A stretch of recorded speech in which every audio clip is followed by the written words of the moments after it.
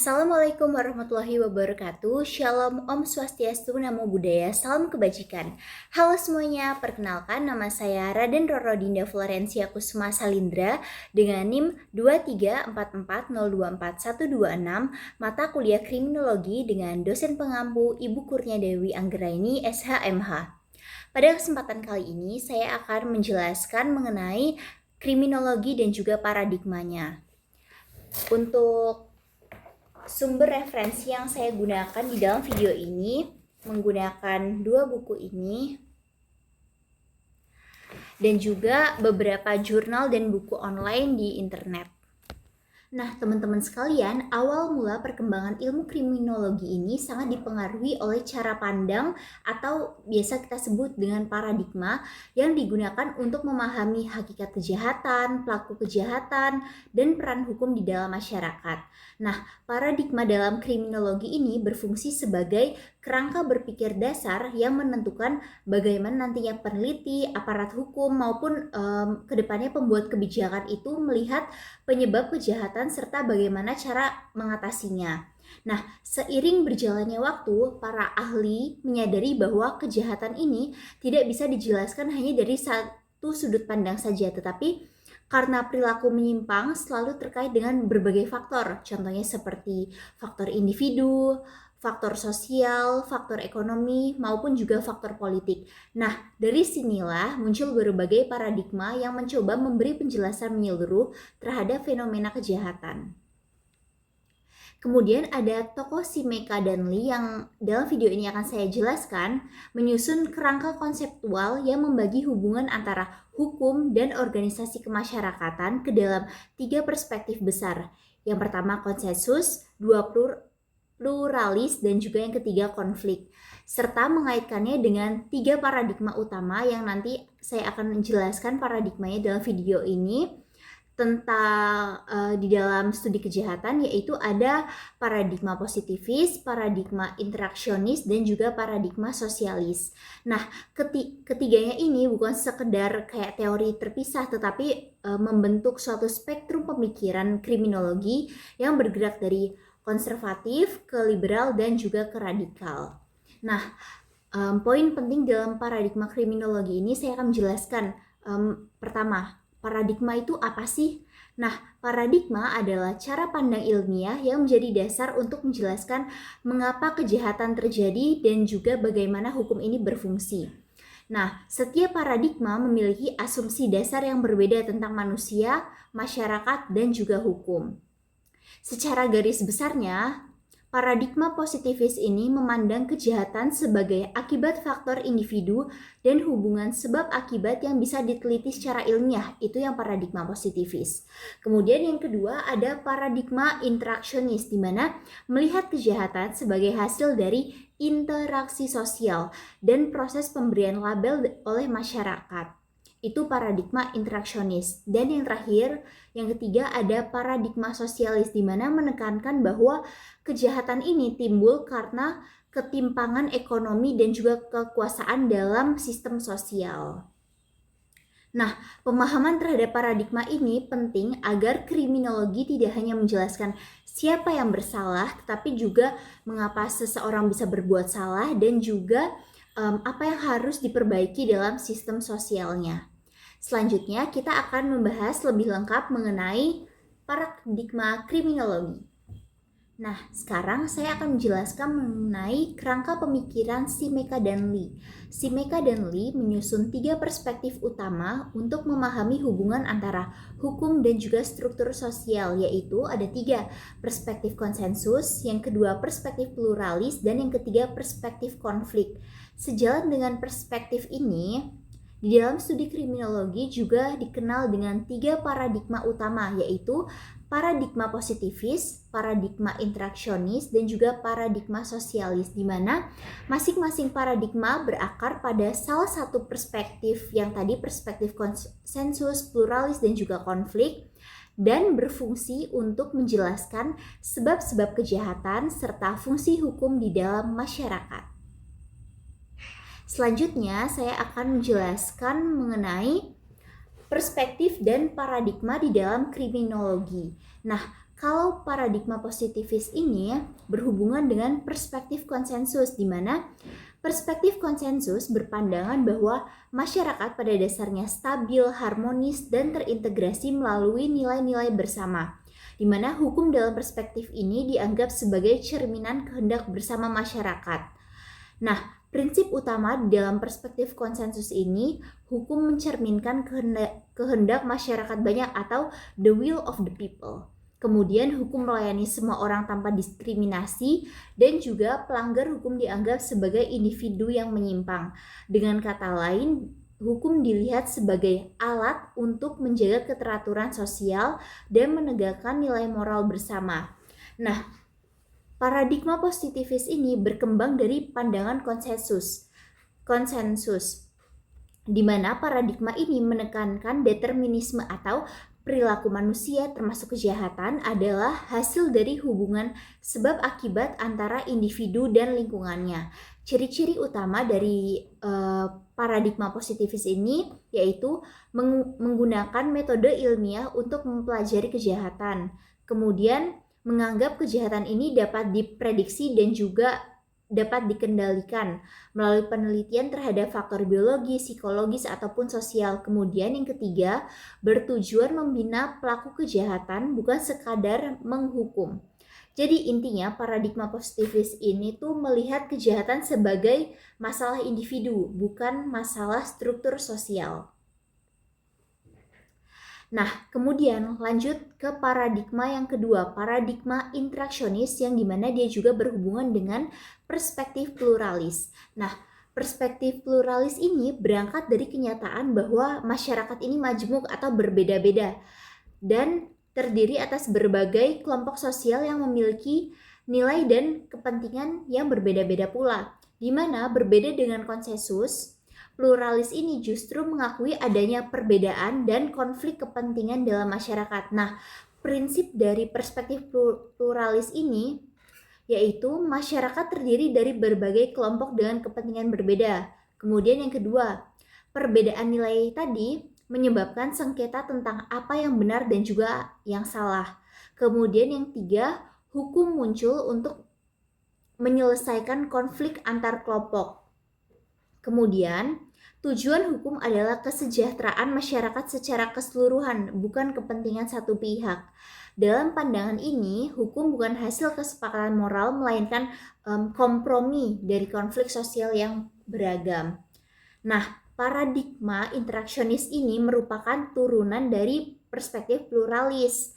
Nah, paradigma ini menekankan di mana interaksi sosial dan proses pemberian makna terhadap perilaku, di mana ciri-ciri utama paradigma interaksionis ini yang pertama, kejahatan itu merupakan hasil label atau cap yang diberikan oleh masyarakat, di mana konsep utamanya itu labeling teori atau teori pelabelan, di mana seseorang menjadi penjahat itu karena dicap sebagai penjahat, bukan semata karena perbuatannya, di mana penekanan pada reaksi sosial bukan pada tindakan individu. Jadi kesimpulannya, kejahatan itu merupakan produk sosial, hasil dari interaksi antar individu dan juga masyarakat. Nah, selanjutnya paradigma yang ketiga, paradigma sosialis, di mana ini juga berhubungan dengan perspektif konflik.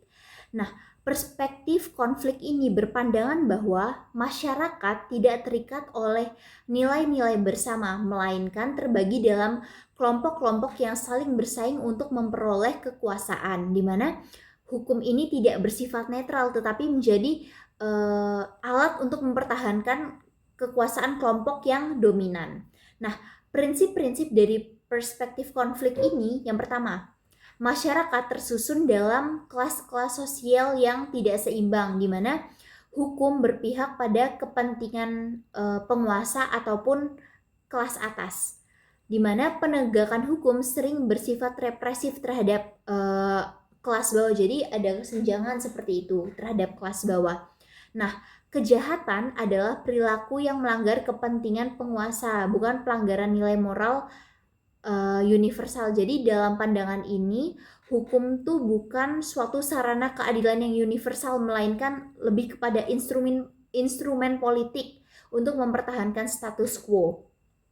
Nah, paradigma sosialis ini berkembang dari perspektif konflik dan banyak dipengaruhi oleh teori Marxis, di mana paradigma ini menilai bahwa akar kejahatan terletak pada sistem ekonomi kapitalis yang menciptakan ketimpangan sosial, di mana pokok-pokok paradigma sosialis ini yang pertama, kejahatan lahir dari eksploitasi ekonomi dan ketidakadilan struktural. Kemudian yang kedua, hukum berfungsi untuk melindungi kepentingan kelas dominan yang menguasai alat produksi. Dan yang ketiga, perubahan sosial yang adil hanya bisa dicapai melalui transformasi sistem ekonomi dan juga politik. Jadi kesimpulannya, kejahatan ini bukan sekedar tindakan individu tetapi lebih kepada refleksi dari konflik kelas dan juga ketimpangan ekonomi. Nah, selanjutnya saya akan menjelaskan hubungan antara perspektif dan juga paradigma. Mungkin kita akan mulai dari paradigma yang pertama, yaitu paradigma positivis. Seperti yang tadi saya sudah jelaskan, paradigma positivis ini berhubungan ataupun berkaitan dengan perspektif konsensus, di mana ciri utamanya yaitu adalah kejahatan sebagai penyimpangan individu. Hukum mencerminkan kehendak masyarakat. Nah, dari paradigma positivis ini bisa kita simpulkan bahwa arah ideologi dari paradigma ini kepada arah ideologi konservatif. Kemudian lanjut ke paradigma yang kedua, yaitu paradigma interaksionis, di mana berkaitan dengan perspektif pluralis, di mana ciri utamanya itu kejahatan sebagai hasil interaksi sosial dan juga label masyarakat. Nah, dari paradigma interaksionis ini, arah ideologinya itu kepada arah ideologi liberal. Kemudian paradigma yang ketiga yaitu paradigma sosialis, itu berkaitan dengan perspektif konflik, di mana ciri utamanya kejahatan sebagai akibat ketimpangan ekonomi dan juga kekuasaan. Nah, arah ideologi dari paradigma ini adalah ideologi radikal. Nah, secara garis besar, pemikiran Simeka dan Lee ini menggambarkan bahwa studi kejahatan ini tidak dapat dilepaskan dari konteks sosial dan politik masyarakatnya, di mana ketiga perspektif dan paradigma kriminologi itu membentuk suatu kayak seperti spektrum analisis seperti itu. Jadi dari pandangan individu dan moralitas bisa kita lihat dari yang paradigma positivis tadi dan perspektif konsensus. Kemudian yang kedua bisa kita lihat dari pandangan interaksi sosial, di mana itu bisa dilihat dari paradigma interaksionis ataupun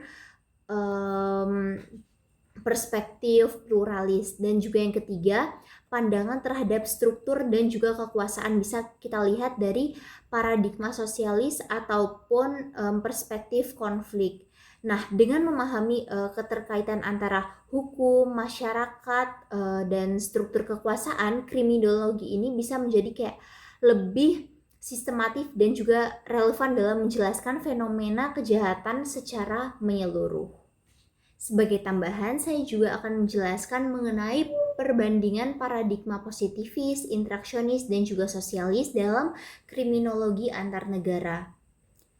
Nah, paradigma positivis yaitu pertama kali berkembang di Eropa kontinental, terutama di Italia, di mana ini melalui pemikiran Lombroso, di mana paradigma ini memandang kejahatan sebagai sesuatu yang dapat diukur secara ilmiah, dipengaruhi oleh faktor biologis, psikologis, maupun sosial.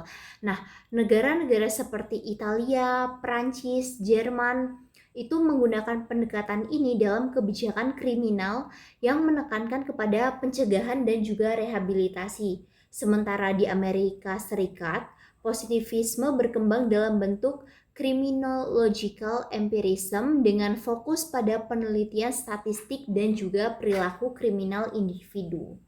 Nah, berbeda nih dengan paradigma interaksionis yang dimana paradigma ini tumbuh kuat di negara-negara Anglo-Saxon seperti Amerika Serikat dan juga Inggris, di mana paradigma ini menilai kejahatan bukan semata karena pelaku, tetapi karena label sosial yang diberikan oleh masyarakat. Nah, teori labeling dan simbolik interaksi ini menjelaskan bagaimana seseorang bisa menjadi penjahat karena stigma sosial, bukan karena tindakannya semata. Nah, pendekatan ini mempengaruhi sistem peradilan di Barat yang lebih menekankan pada reintegrasi sosial dan juga perlindungan terhadap hak individu. Nah, sementara itu paradigma sosialis ini banyak berkembang di negara-negara sosialis seperti Uni Soviet dan juga Tiongkok, di mana paradigma ini melihat kejahatan sebagai akibat dari ketimpangan ekonomi dan sistem sosial. Fokusnya bukan pada individu, melainkan pada struktur masyarakat yang tidak adil. Kebijakan hukum di negara-negara ini lebih menekankan pada pemerataan kesejahteraan, pendidikan, dan reformasi sosial sebagai cara menekan angka kejahatan.